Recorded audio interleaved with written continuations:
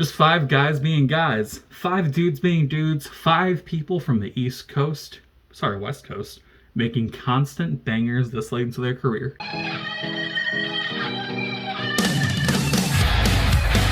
Welcome to Everyone Who Does Music, where I can't even do a solid intro without fucking it up somehow, and today we're looking at the 8th studio album from Hollywood-based rap rock band Hollywood Undead called Hotel California.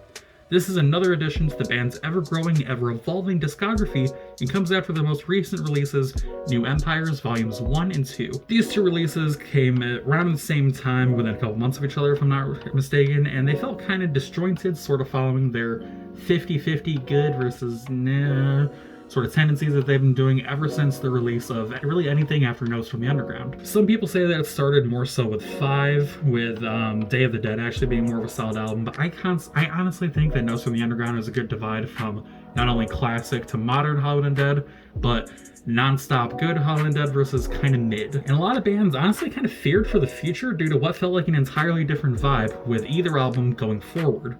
While there were songs like Idol that had the familiar HU heat, a lot of those two albums, 3, 4, going back however many you want to, felt more like a bunch of mid-songs built around 1 or 2 singles. Thankfully though, even seemingly right from the get-go it seems, Hotel California seems to bring the focus back to the core elements of what makes a Hollywood Undead album good. So let's talk about it. Right off the bat, I want to talk about the song that stands out the most to me, that being Lion Eyes. The song's sound, at least instrumentally, kind of seems to feel sort of similar to an old bonus track called I Am, or even somewhat so similar to Kill Everyone's instrumental vibe. I just think there's something overly individual about this song in the track list, with it being an overall return to Swan Songs-esque vibes again on the instrumental spectrum, and it feels like a lot of the American Tragedy or 5 feel, going for something that splits from rap rock vocals to even slight metal vocals with the delivery, if that makes any sense. It's more melodic, but if you listen to it and you have that in mind, you kind of sort of understand it. The lyricism is very in line with their more emotional themes, looking at some things that have been consistently revisited and visited again and again over the last couple albums specifically. Jumping over and staying in line with album comparisons, Trap God feels like a dismissed cut from the duo New Empire albums. Thankfully a better piece of that puzzle though, with a rap focus with just the right level of rock elements fused in. The thing that makes this whole album better than the last few releases is the attention being paid to properly fuse every element of the band, rather than strictly dividing emotions and attitude into separate songs. You get the best of both worlds. You look at the verses from J3T and Funny Man, and it's a very LA scene-heavy affair, whereas J-Dog takes over on the chorus to provide more of rock energy. It's funny noting that part with J-Dog when he's the person who's mainly staying on the same course of consistency vocally throughout HU's career, but he feels like the person who's undergone the biggest improvements in recent albums. I feel like one of his strongest performances ever came in California Dreamin', and then he kind of stagnated outside of brief moments and clips here and there. But Trap God is just one look at his constant tenacity to make an argument for him being the real lead here instead of Danny. I feel like he and Danny are honestly both on par with each other in terms of vocal power, J-Dog providing a lot of the girth to tracks, with Danny ultimately putting the chorus or final touches on songs to make them have a big fight feel. Shifting to focus on Danny, this is another case of his usual path, with vocals dripping with leading man energy from start to finish. Chaos is a song that sees him stepping away from the other members' aggressive lyrics and vocals to provide an almost strip, I use this term a lot but I feel like it fits him, arena rock touch to a song ripe with, well, you know, chaos. Hourglass has a sentiment in a lesser way as well, also serving as one of the more hype songs on the album for its constant momentum, great drum work, and it's all courtesy of that background sound thanks to Greg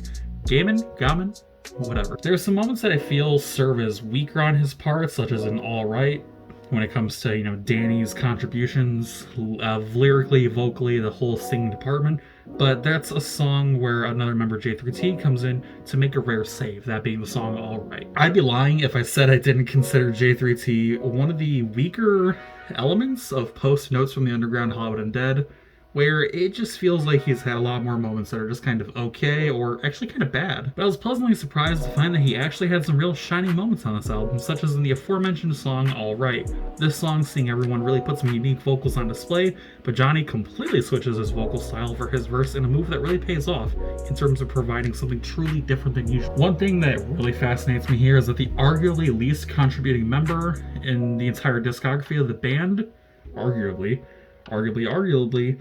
is the sometimes corny, sometimes over the top, but always entertaining funny man. At all times, he's staying on point and provides either quick sections of full verses, such as in Wild in the Streets, that are straight hits and no misses. He's constantly providing rap sections or gang vocals, but it's crazy to think that he's the only member of the band who wasn't just strictly a touring member that only does one thing. With even Danny contributing guitar or bass from time to time in studio or live, he's just walking around singing from what I can see in all the live footage I've seen. Maybe I'm wrong, maybe he grabs a guitar or something, but as far as I can see, he's only singing and rapping. But like I said, while he is more the least contributing members in terms of overall presentation within the band, he is providing a lot of standout moments. And another big surprise from a member comes from Charlie Scene, who is doing everything right here on this album vocally and lyrically, which is a big, huge surprise, genuine surprise, considering his solo effort back in 2022. It just kind of, that part of the review for him just kind of sticks that he's doing quite well compared to his shitty album. That's just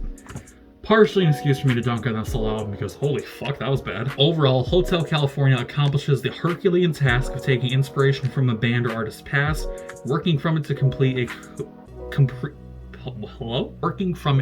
a completely new and entertaining experience. I haven't been this enthralled by an album since Notes from the Underground, an album that I still feel is the band's best outing, with no contenders except for now this album. There's attention to paying proper tribute to everything the band has built so far, even in the modern era, while returning to old weapons as well. The pop rock affluence of Danny and Charlie Scene, the rock eccentricity of J-Dog and Johnny Three Tears, and the overall rap-heavy craziness the Funny Man displays all blend together wonderfully here. For this reason and the reasons listed above, Hotel California by Holiday Undead gets an 8.4 out of 10, and that's the review. Let me know what you guys think down in the comments section below. Do you enjoy the newer Hollywood Undead versus the older Hollywood Undead? Are you an old head like me? Let me know what you think down in the comment section below. Let's get a conversation going. Hope you're having a good day. Hope you're staying hydrated. I'll see you next time.